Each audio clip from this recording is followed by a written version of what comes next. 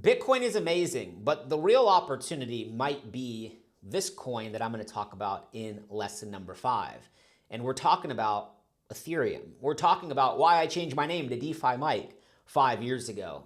Not legally, but on Instagram. So let's get into it. Lesson 5, a practical approach, a simple approach to understanding Ethereum. See, Bitcoin was first. Bitcoin stores value, but Ethereum changed the world because you can build on Ethereum and you can't really build on Bitcoin because that's not the purpose of it. So think of it like this. Bitcoin is held like gold. Ethereum is used like oil, okay? And it's programmable money. Bitcoin moves and stores the value. So you can think of it like a savings account, and it's outpacing every single other market out there. But Ethereum lets code run automatically on top of it. So this is the technology that really changed crypto, and it's what we call smart contracts. And I want you to think of it like a vending machine. You put money in to a vending machine, you get a Coke or a Sprite right out. There's no cashier needed, right? It just happens automatically. Well, that's how smart contracts work. It's an if and then logic. If this happens, then do this. Isn't that how Claude and ChatGPT similarly work as well?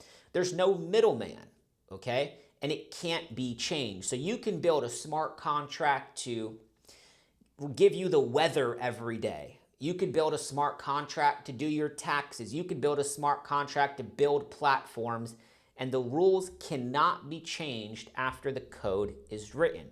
So I want you to think of Ethereum like a plot of land, okay? Once the soil is ready, you could build a house, you could build a store, you could build a car dealership right on top of it. And Ethereum got all 3 of those because Ethereum is where people are building. Or you can think of it like an operating system, like your phone's OS system, right? Ethereum is the foundation that thousands of applications are running on. So Ethereum has real value. So what's being built with that value? It's financial tools, right? You have the ability to lend your crypto, borrow crypto with no bank, with platforms that are built on Ethereum, right? Digital ownership. We've seen the digital artwork, the NFTs, the contracts built on Ethereum, right? There's games and communities being built on Ethereum and other blockchains for sure.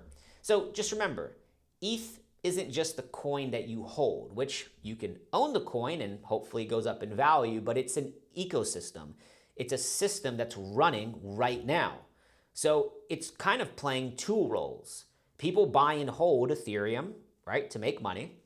But also, people use Ethereum's blockchain every single day with these applications like Uniswap, like Chainlink, and so many more.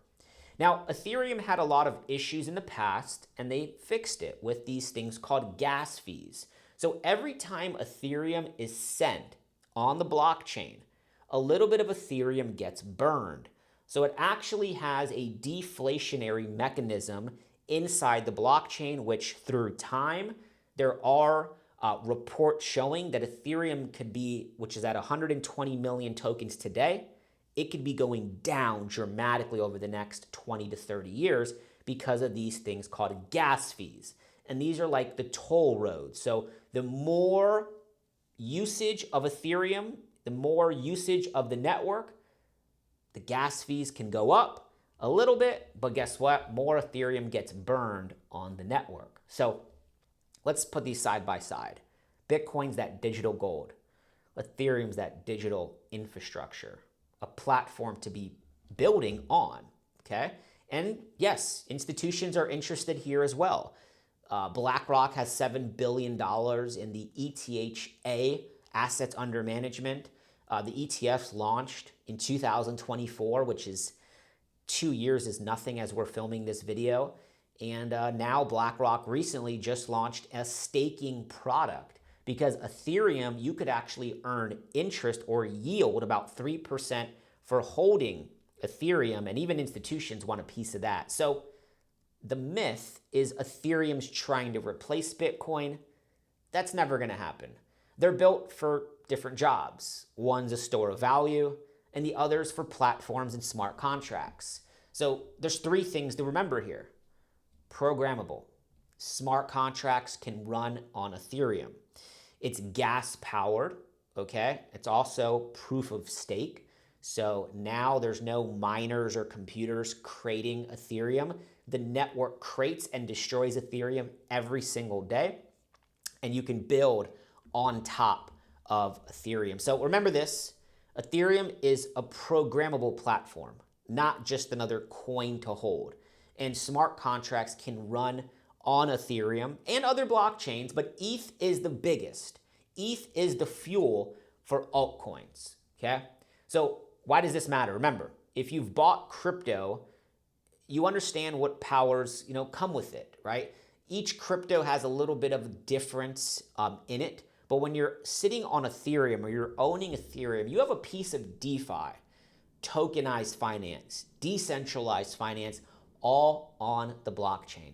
So let's get into the next lesson where we're going to talk about wallets and how do you take your crypto like ETH and Bitcoin and where do you start to store it? Where do you put it to move it into the markets and do things like lending, borrowing, staking? Let's get into that in lesson number 6.